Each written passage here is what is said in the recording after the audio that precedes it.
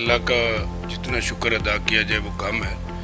2013 में मैं चंद वोटों से जो उसे शिकस्त खाई थी कि आपने देखा होगा कि जीतने वाले घोड़े पे हर बंदा सवार होने की कोशिश करता है। अल्लाह के बाद खान साहब और परवेज़ लाई ने यह हमें जिम्मेदारी दी है। हम आया है ना जी, वो आपकी सोच से भी ज़्यादा नुकसानदेह है।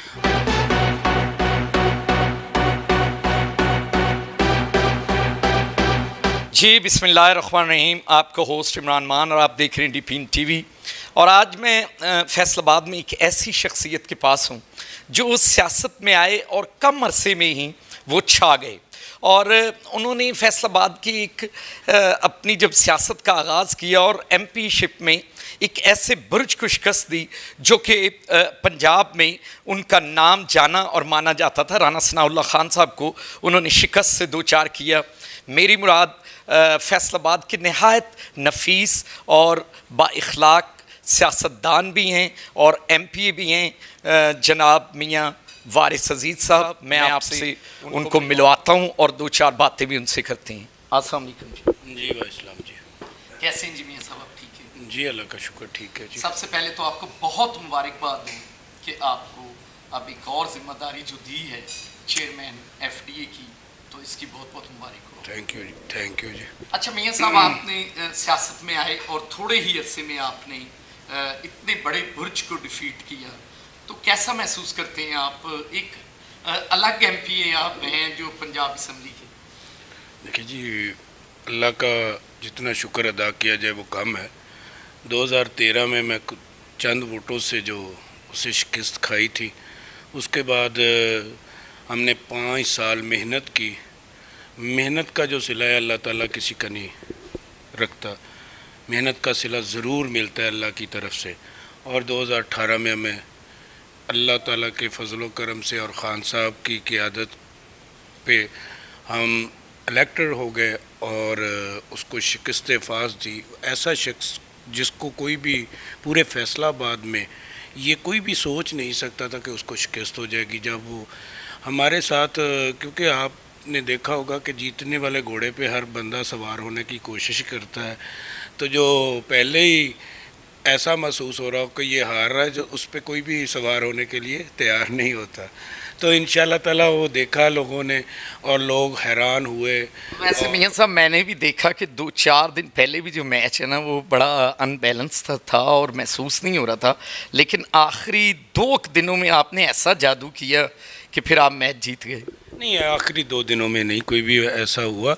हमने शुरू से ही मेहनत की है। 5 साल हम दोस्तों की गमी खुशी पे हाज़िर होते रहे हैं, वहाँ पे हाज़िरी देते रहे। सब दोस्तों को मिला के साथ एक काफ़िला बनाया, जो तिनका तिनका इकट्ठा किया था वो उसको काफ़िला बना के हमने चले थे और अल्लाह ने हमें इज़्ज़त दी है। मियाँ साहब, इस वक्त पोजीशन जो है फिर वो बड़ी अनस्टेबल सी हो गई है। कई अफवाहें गर्दिश कर रही हैं, कभी कुछ चौधरी साहब के इस्तीफ़ों की बातें हो रही हैं। इतनी स्ट्रगल के बाद अब आप मुख्तलिफ जो है आपके बल्कि अहदे दिए जा रहे हैं, तो ये क्या क्या चहमगोइयाँ हैं, इसके मुतालिक आप क्या कहेंगे? देखिए जी, मेरे जो नाक़िस इल्म के मुताबिक ये सिर्फ़ और सिर्फ चहमगोइयाँ हैं और इसमें कुछ नहीं है, कोई सदाकत नहीं है। क्योंकि हमारे सामने जो काफ़िले की पार्लिमानी पार्टी की मीटिंग हुई है, फिर कल हमारी पीटीआई की पार्लिमानी पार्टी की मीटिंग होने जा रही है, और इसमें एक ज़रा बराबर भी हमें कोई ऐसा डाउट नज़र नहीं आ रहा। यानी आप कह रहे हैं कि अल्हम्दुलिल्लाह यानी ये मुस्तहकम है गवर्नमेंट और ये चलेगी। इलेक्शन कब तक आप देख रहे हैं? खान साहब तो बार बार इलेक्शन के बारे में कह रहे हैं। देखिए जी, हम तो खान साहब के पीछे हैं, हम खान साहब के टाइगर हैं। खान साहब ने हमें अल्लाह के बाद खान साहब और परवेज़ लाई ने यह हमें ज़िम्मेदारी दी है।